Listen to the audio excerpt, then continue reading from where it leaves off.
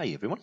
So as it's been a while since I did a Obsidian video, I thought I'd do a quick one just to show you the few plugins that I use which I think are indispensable in Obsidian, just to make things a little bit easier and a little bit more productive from my point of view. So there's not too many of them, there's about 8 or 7 or so. So we'll go through each one, why I think it's a benefit and how you can use it too. So first up is auto-link title. So this is simply one where if we, for example, have a link that we copy from any website, we paste it in, and what we can see is it basically takes this BBC News article and it fetches the title so that then when it's pasted into Obsidian, we can actually see what the title was of the link.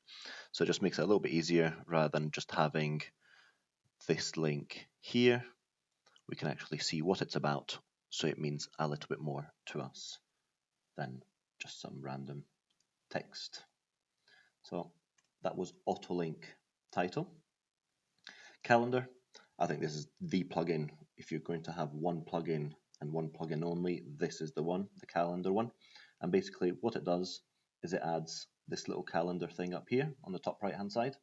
And what you can do is you can navigate through different days, different months, create daily notes pages, which then go into the daily notes pages folder. Click of a button, very simple. So you can even remove this if you want to just create it automatically without having the pop-up that asking you if you want to create it. You can then create it, and there you go.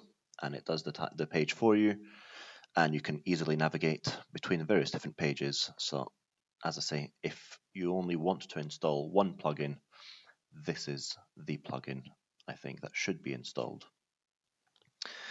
Next up, Dataview. This is a little bit to run queries and things, and it'd be nice if it was a little bit simpler, but it's simple enough. So what we'll do is we'll just run a few queries. So for example, on this one, what I've got is a Dataview, so running the query from the folder daily, which is somewhere on the left hand here, over here, where date format is blah blah blah. So basically give me any files which are named month 10 day 12, so basically today, and then return them in a list. And what we do if we run that is we've got these 5 or 6 or so daily notes pages which are on this day. So it's basically a nice and easy way that you can have an on this day query so that it returns the daily notes pages of today from the historical years. What you can also do is, for example, if we look at the book list one, so this is just the last 10 books or so that I've read. And what I mean by is it'd be nice if it was a bit simpler, is you need to basically do this. Lots of searching, lots of trial and error to get it exactly right, because it needs to be in the right format, the right words, the right capitalization, blah, blah, blah. So it's not as easy as, let's say, Logseek or Tana, where you can just basically run, give me books sorted by starting date, etc. But what it does do is once you get it right, you can then tweak it as you like, and it returns a nice little table. And then obviously with Obsidian is you can hover over it and see the pages themselves. So definitely worthwhile having Dataview as well. And there's a few more you can do. What did I do here? TV and film. What was this one? This is just a quick query that I was trying to play around with. So return things which have the tag TV and return things which have the tag film. So basically just a couple of film and TV series that we've been watching of late. So Dataview is one to check out, and there is a new or an upcoming thing called CoreView, I think, or Data Core, which should hopefully make things a lot more straightforward. And obviously, if we look at the book list one, you can do this in something like Notion, a lot simpler. The problem is that then you're relying on Notion rather than just markdown files. So it's good. Next up, folder notes.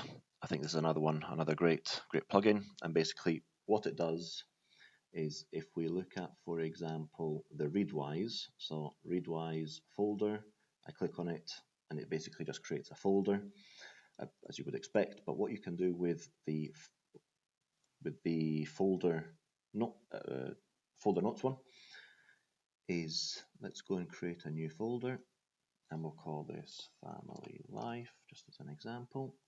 So now what I can do is I can obviously have subfolders within here, but what folder notes allows me to do is create a page at the folder level. So very similar in the way that Notion does it, that if you click on the left hand side names, it basically goes into a page rather than do nothing like we saw with the Readwise one. So it just allows you in a way to have a, let's say, a map of contents if you want, or a summary of what's inside this folder. So it just makes it a little bit easier that you can run. And I think I did something with finances. So yeah, if you created a bit of a map of contents within the finances folder rather than have a map of contents file, so just keeps it nice and tidy. So another one well worth checking out. Mindmap, as the title says what it is. Let's just do a quick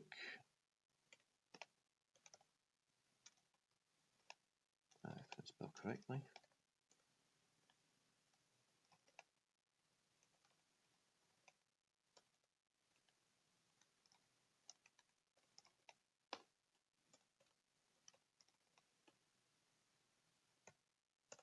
So if we do the command palette, not Control K, that's the problem of using all of these apps, that each one has some slightly differently. Find mind map, and what it does, it basically just puts up a mind map of the page, just in the different levels. So, and then what the good thing is that you can click on it, so show hide at the different levels, and obviously just done it in an outline format, but you can do the exact same thing in a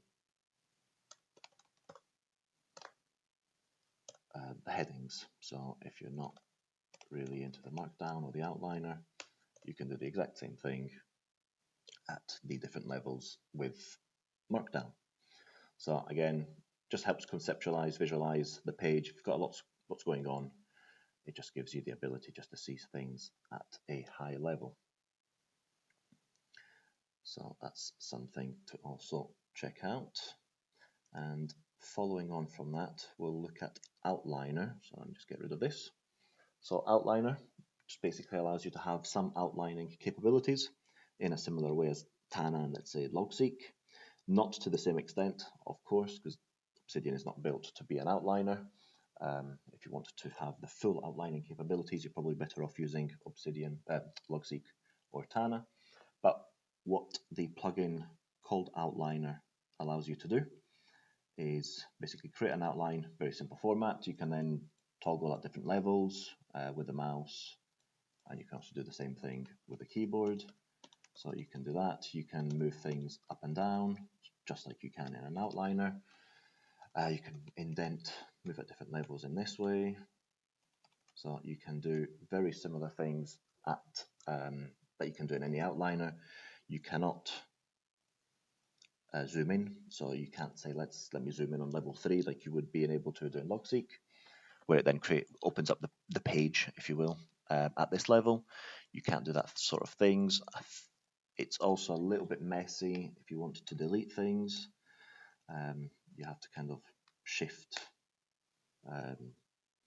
home and then just create it into normal text again. But it does allow you just to have the high level outlining capabilities that you probably need on a day-to-day basis. So one definitely to check out. Minimal theme settings. I skipped this one. I'm not too sure. I can't even remember what this really does. I think you can play around with more settings in the theme. So we'll give that one a miss. And then the last one is PDF Outliner, PDF++. I think this is a great plugin, especially if you rely on a lot of PDFs. And basically what it allows you to do is annotate PDFs directly within Obsidian. And there is a setting where it does say you can enable PDF editing directly within the PDF file. I've never actually tried this one. Obviously, there could be data corruption issues, so try it at your own risk, but I find it's already good enough. So for example, I've got a file here, just a PDF file. Let's open that one, and if you click on it, it will open up on the left hand side. I think you can play around with this. You can obviously then move it wherever you want it to go. And what you can do is, if we just take, for example, let's just take this sentence here. We'll highlight it in yellow, and then we'll go onto the page, on the notes page, and we'll paste it. It will create the highlight, and obviously it will highlight here as well in the PDF itself, and then it will create the note or the quote, the highlight that you've copied in, and then obviously you can do your own notes. You can play around with it. So this is the quote in callout. If, for example, you only want the link, you can, if you do it properly, let's highlight this, and this just shows it in a slightly different way. So that only shows the link. Obviously, it highlights it here. And another one is the call out. We can give that one a try.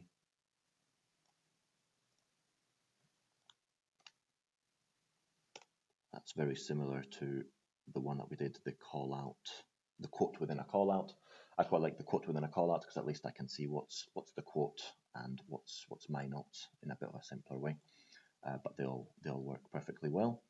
And what you can also do is area highlighting. So for example, if we want this chart here, let's just highlight that, and we'll paste it in here. So that will then create the image of what you've highlighted. And the good thing is if we go down to page whatever it is, and now we think, okay, well, where's this highlight coming from? You can simply click on it, and it will take you back to where the highlight was. So let's just do that down here. So we're on page 16 or so. Let's do one down here. So that's it. So now if I want to scroll back up of what does market timing relate to, let me go back up. I can see that. It'd be nice if it just showed it a little bit more obviously which one of the three it is, especially if you've got lots of highlights on the page, but you can see that it was slightly emphasized. And then you can jump down here and see what the other highlight was.